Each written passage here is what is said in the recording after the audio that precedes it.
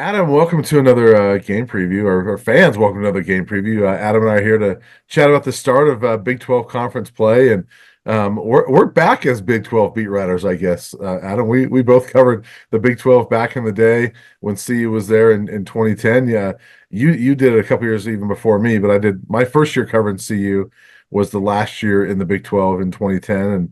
And are you glad to be back? Yeah, I would say the vast majority of me is. I've got my Big 12 lanyard that I got from Big 12 Media Days and Yeah, wore that last weekend. And um, it was more about disappointment in the Pac-12 yeah, than it was. And I think that led to excitement getting back to the Big 12 because of how much of a mess it was for Colorado that dozen plus years being in the Pac-12, more so than like if Colorado got the Big Ten invite, I think there would just be jubilation, right? yeah. Because I think especially from an academic side and just a national prestige standpoint, that would get you really in with the haves. But this was the without having that invite, this was the best option for Colorado, and Yeah. we're going out to Central Florida next weekend. That does not feel like the Big 12. And it sounds like there might be a hurricane rolling through there. So hopefully Yeah. everybody's safe and we can get out there safely as well. But so it feels very different. At the same time, a very long-winded way to say that it is kind of cool. It's got to up the excitement level for Saturday's game, right? To be back in the Yeah, Big 12, I think. I think so, and I feel the same way as you. Like I enjoyed covering the Pac-12, but I will say for guys like you and me, or people like you and me that covered it for a long time, I don't know if you feel this way, but it was fun covering it. But it's kind of nice covering a new set of teams now, a new set of opponents. Yeah. Where I wouldn't say it gets stale, but you see UCLA every year, you see USC every year. Now they still get Arizona and Utah, at least this year. But you saw a lot of the same opponents all the time. And it's kind of cool, I think, seeing a new crop of conference opponents. And Baylor used to be, but they haven't been in a long time. And UCF, they've never played them.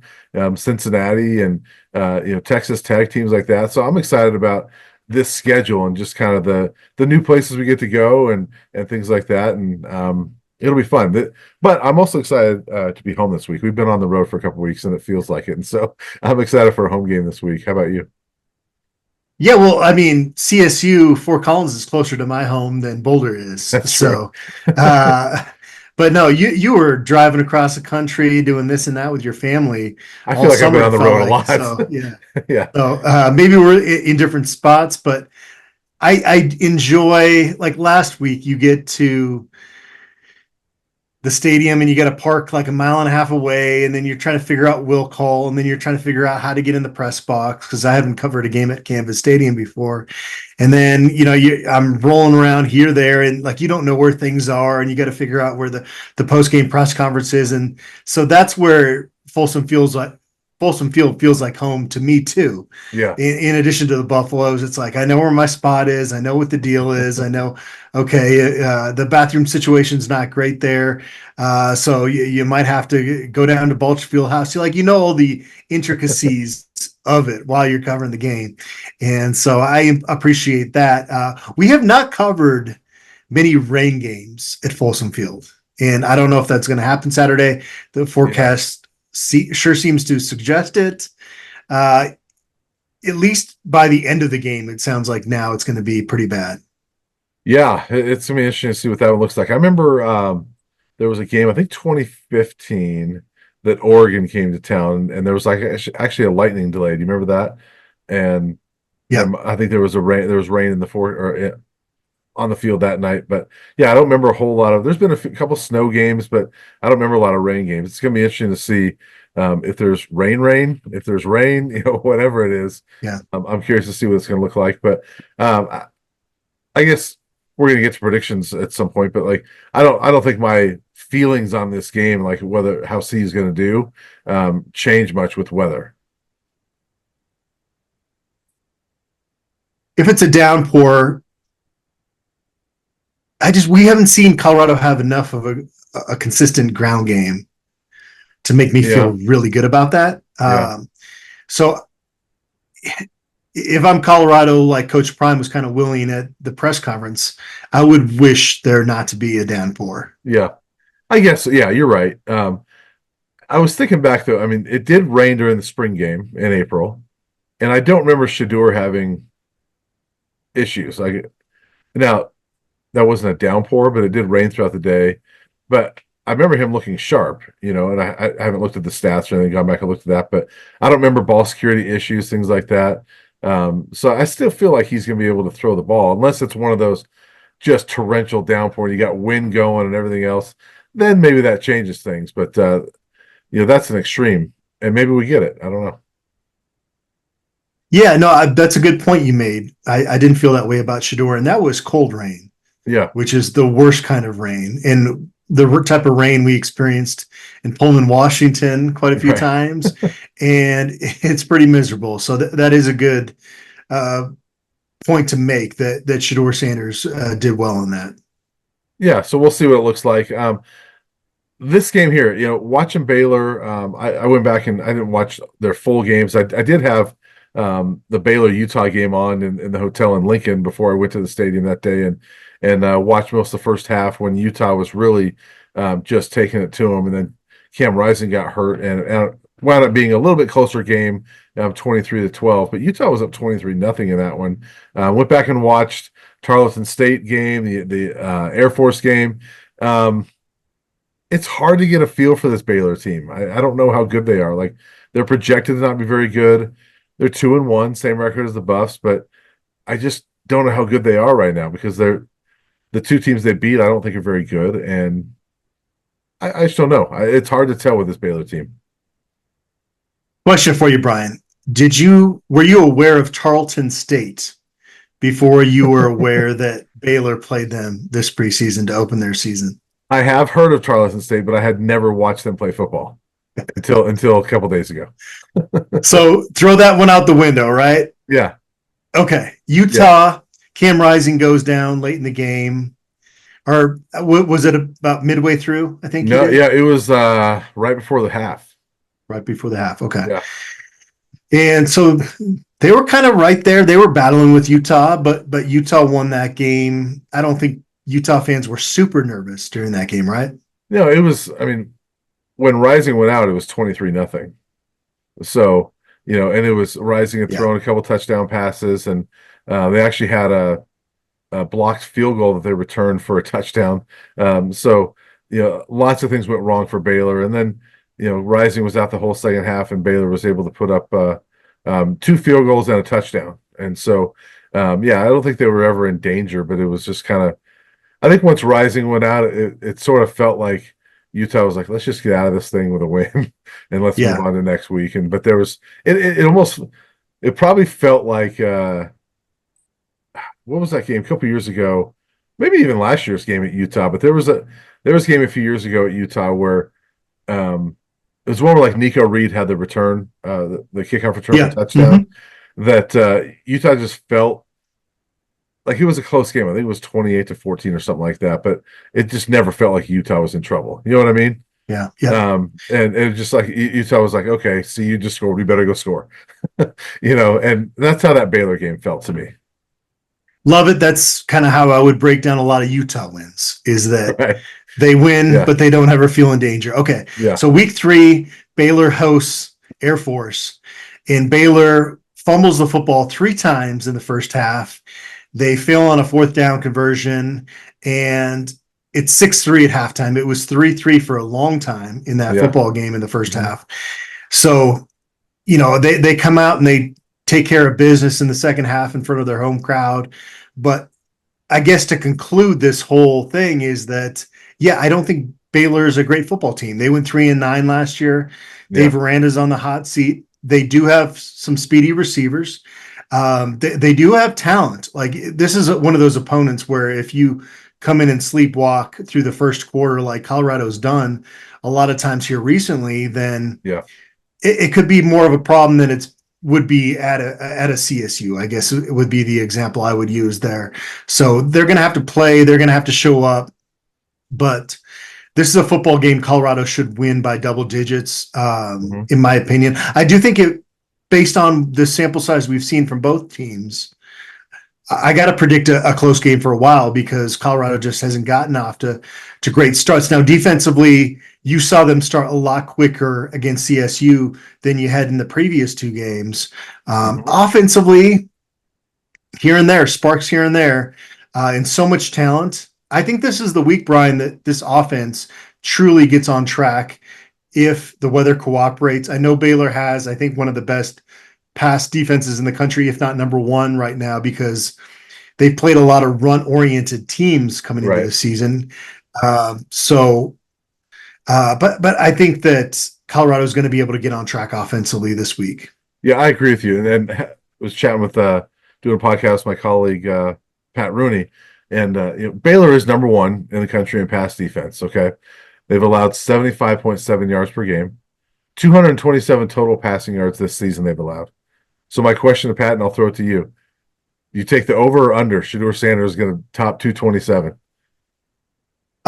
Over all day. Yes. If that was a legit betting line, I don't bet on Colorado games, but if that was a betting line, I'd have a real moral dilemma on my hand. Yeah, I think Baylor's passing defense stats are going to change quite a bit. And just to give some perspective, Air Force threw the ball 8 times last week, and they were not good. And I don't think they had 0 passing yards at halftime. I think Air Force. Yes, they did. It was like late in the third quarter they had their first completion, and it came on. I don't know what it was. It was like a third down. It was like a 3rd and 31 or something like that, and they didn't even get the first down. So, yes, we saw that Air Force team that CU played.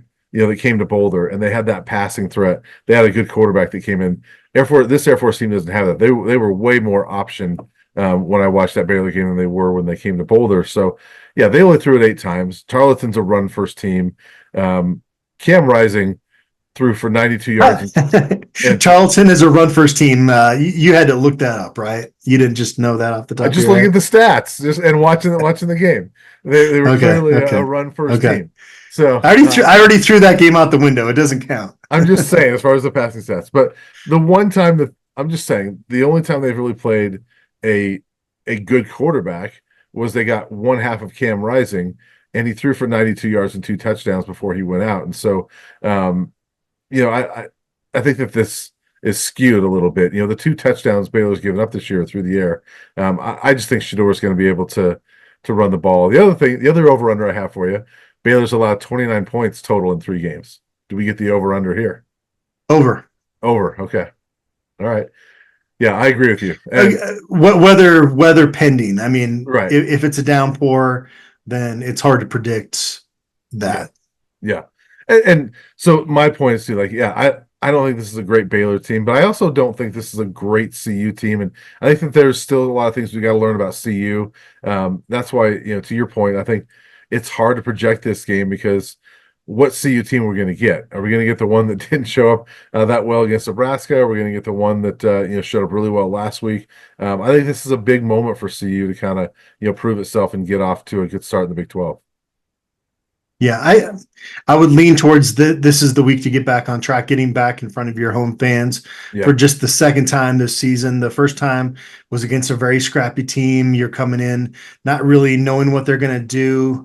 And the second half, Colorado looked really good in that football game. So if they can play, I can't predict a full 60-minute game out of this football team right now. There's just too much inconsistency, too many penalties. But if you can get kind of that second half version against NDSU for the bulk of this game, I think they'll be okay. But, Baylor does have talent. They do have a good football team. Generally, I think they're going to finish in the bottom half of the Big 12 this year. But you got to play a pretty solid brand of football, even at home, to beat them. Again, I think they do. Yeah, I agree with you. And we don't know who's going to play quarterback for them. They're very different, DeQuan Finn and Sawyer Robertson. It didn't look like, to me, I don't know if you saw it differently, but they still kept with the RPOs and things like that with Robertson in there. It's just more of, you would see more of Finn running the ball in those RPOs than Robertson. He's not much of a runner, although he did rush for a touchdown against Air Force. But I like their running backs, actually. They got some guys, some really tough runners at running back, and so I think that Baylor might have some success running the ball. That's probably their bread and butter is running the ball. But guys like Dawson Pendergrass, he kind of impressed me running the ball. They've also got a good tight end, Michael Trigg. To me, is their most dangerous target. It used to be at USC and then Ole Miss, but now he's at Baylor. So they got some guys. I think to your point earlier, like if CU doesn't show up and play, Baylor's going to find some success. Yeah, I mean, coming out of Baylor, it sounds like Sawyer Robertson will most likely be the guy on Saturday. Yeah.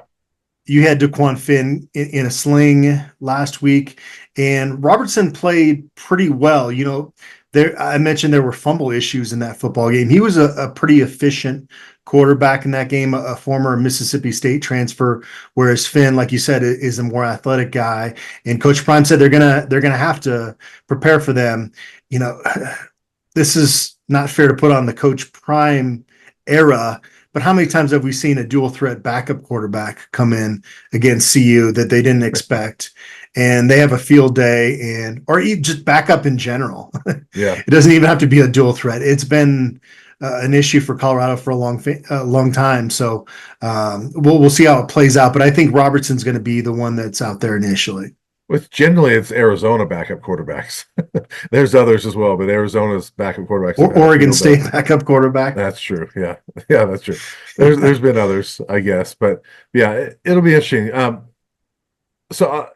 Offensively with the Buffs, we saw them get some traction on the ground last week. How big of a deal is that to you that they keep that going? Do you think they can? Yeah, Baylor has a decent run defense, but I think that you've got a little momentum there. Ride that momentum. Yeah. You know that Michael Welch and Isaiah Gustave, and I know he put the ball on the ground. It sounds like he's handled that well. And, they have that penalty that, like we mentioned on our analysis video earlier this week, you're pulled out of the game if that happens. So there's got to be an emphasis on that. I'd be surprised if Dalen Hayden is out there this week or has a big role, right? Based on what we heard. I would, although he was at practice yesterday on Wednesday as we're doing this. So, if he's good to go, maybe, but I don't remember if we talked about this or not, but like, to me, this feels like a situation where you feel confident enough in Micah and Isaiah at this point that maybe you dress Dallin and you don't play him if you don't need him. You know what I mean? The way he's there, he could go if we need him, but let's see if Micah and Isaiah can get the job done. If there's a downpour, Michael Welch with his low center of gravity might be the best weapon they have. Right. And I love the way Isaiah Gustave runs the ball too. He's a bigger guy, but he kind of runs tall until he gets to the line, and but he runs powerful. And so those two guys, they could be key this week.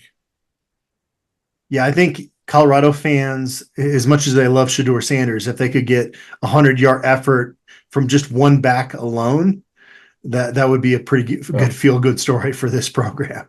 Yeah, when was the last 100-yard game by a running back at Colorado? Did Hankerson have one? Had to happen last year, right? No, not last year. Not last year. Hankerson's high was 74 last year. The 65 that Welch had last week was the second best under Coach Prime. Okay. So I don't remember a 100-yard game 2 years ago, although Hankerson might have done it. I don't think so. You don't think so? 2 years ago? I don't know. Well, we'll look that up later. Will there be a 100-yard game from a Buff this year? Yeah, there will be. Okay, all right. Yeah. Is this the week? I got 9 more games, and they're showing progress in that area. So yeah. All right, I'm going there. Well, I'm pulling up the Anthony Hankerson game log though. You said 2022. Yeah. No, his high game that year was 68. Okay. So all right. In a minute. I know where I can find it quickly. You got to thumb through the old record book here. Yeah, this is good content. Yeah. People love when we sit here and just look up stuff, right? Let's see here. Do you not think that Colorado is going to have a 100-yard back in a game this season? I do not. But okay. I think they'll have success running the ball, but I don't think they'll have a 100-yard game. I feel like this is a friendly wager coming on here. All right, here you go. Trivia question. I've got it. The last 100-yard game Yeah. for the Buffs, it was in 2022. Hold on. No, go ahead. I'm drawing a blank. It was Alex Fontenot against USC. Okay. So game 10. Fontenot had a very strange career at CU. He did. He was a good back, but he never really it didn't ever feel like it, right? Yeah. Yeah. I don't know how else to say it, but that's a strange way of saying what you just said. That he had a strange career. But yeah, I liked him. He was a good back, but um, it never felt like it always felt like they were trying to find somebody better. Yeah. But then he would go out and he'd be the guy. So Yeah. but yeah, I will say no. I don't think they ever have one individual this season have a 100-yard game. But I think that there's going to be some times when you get 75, 80 and you rush for 120 to 150 as a team. Can we bet a lunch of pasta J's over this? Yeah, let's do it. Let's do it. Okay. So I'm gonna try. Jays and I know I'm gonna win this bet, so I'm already thinking now how I'm gonna withhold my excitement in the press box when right. a CU back goes over 100 yards this season. And then you got to figure out what I buy you that day. Well, I always go with the Hagen trio, the Hagen option, the Hagen option. There you go. I'm going to root for, if you get that 100-yard game on the next carry, he gets tackled for a 3-yard loss and loses it. Send all the comments Brian's direction. Only for my pocketbook. No, I would love to see a 100-yard game from the Buffs. From one individual for the Buffs, but maybe it's this week. Maybe you'll win that bet this week. And if there's a downpour, then the chances of you winning that bet are really likely, I think. Come on, Mother Nature. Bring it on. Watch him get two. You have two guys who over 100 yards in the same game because it's a downpour. All right, let's go to the game predictions. What do you think? Yeah, it would not surprise me if Baylor comes in and wins a football game. It would shock me if they come in and win it convincingly. Mm-hmm. It would not shock me if Colorado wins this by a sizable margin. I just don't really have a feel for this Baylor team. And I really think that with Colorado's defense finding itself here in the last 6 quarters, and the offense still kind of trying to find that consistency, it certainly looked a whole lot better against CSU. Yeah. I find it clicking a little bit this weekend. Again, we talked about the weather too much probably on this preview. If Shedeur is able to have some decent time, we know that he's going to get that over that you talked about earlier. So I see Colorado putting up 35 points on Baylor, 35-24, something in that range. Now, if the weather comes in, maybe now it gets down to like a 28-20 type game I could see. But I feel like Baylor's going to be in the mix for a while, and then Colorado pulls away late. Yeah, that's exactly how I feel about this game. And one thing watching those Baylor games is when Cam Rising had time, he was just kind of picking them apart. And I just kept thinking, if Shedeur Sanders has time, he is going to pick apart this Baylor defense. So I agree with you. I think if there's no rain, I think Shedeur is going to have a big game, and they'll be able to put up a lot of points. And I would not be surprised if they were able to win this thing convincingly going away. And I don't want to say blowout, but fairly convincingly. I do think my score I've said all week is almost exactly like the one you just said. I've been saying 34-24. I'll stick with that. I think the Buffs win this one, and they need to. They got to get off to a good start. I just think they're a better football team than Baylor, and but I also think there's going to be a lot of games this year for the Buffs that aren't necessarily pretty looking, but you just got to get out of there with a win. I think this could be one of those. I could see that, especially if the weather's bad, that hey, maybe it is 24-20, something like that, where you just need to just finish it off and get out of there with a victory. But I think they do. Well, I think that's kind of the story of 2024, given the parity in the Big 12 is. Yeah. Mm-hmm. Even if it's ugly, find a way to win. And I even felt that way going out to Fort Collins last week. And then we got into that game, and you looked at Colorado State, especially with Torrey Horton not being at 100%, and said, CSU is a kind of a hot mess, you Yeah. know. Yeah. And now you got to win substantially, and they were able to do that. Yeah. I don't think Baylor is in the same category as CSU. No, I think Baylor's much better than CSU, and I think that I mean, they've got to be coming in. I don't know, emotional high, but I mean, they got to come in feeling somewhat confident after a big win last week against Air Force, and they're probably looking at it and saying, "Hey, our second half was pretty good against Utah. We then followed that up with a nice win against Air Force." So I'm sure Baylor's going to come in here with confidence. Yeah, and Dave Aranda's on the hot seat, so those Yeah. guys that are want to see him stick around, they got to be playing for him at this point. Yeah, so it'll be interesting. I do think the Buffs win this and go to 3-1 and get started conference play with a victory. Yeah, I agree. Awesome. By the way, at Big 12 Media Days, Yeah, we were texting each other when Dave Aranda was up there that this was a strong Carl Durrell vibe that was coming from him. it really was. I watched this press conference this week and I was like, oh, it's a Carl Durrell vibe for sure. And I liked Carl, but his press conferences were not energetic. What I would say is there's a line of work, and it's reading books to put people to sleep with his monotone kind of delivery. Yeah. There's an excitement level difference in the press conferences between the two head coaches this week. That's for sure. Yeah. Awesome. Well, hey, I'll see you on Saturday night, rain or shine. Won't be shine because it'll be night, but I'll see you wet or dry. Looking forward to it. Thanks, Brian.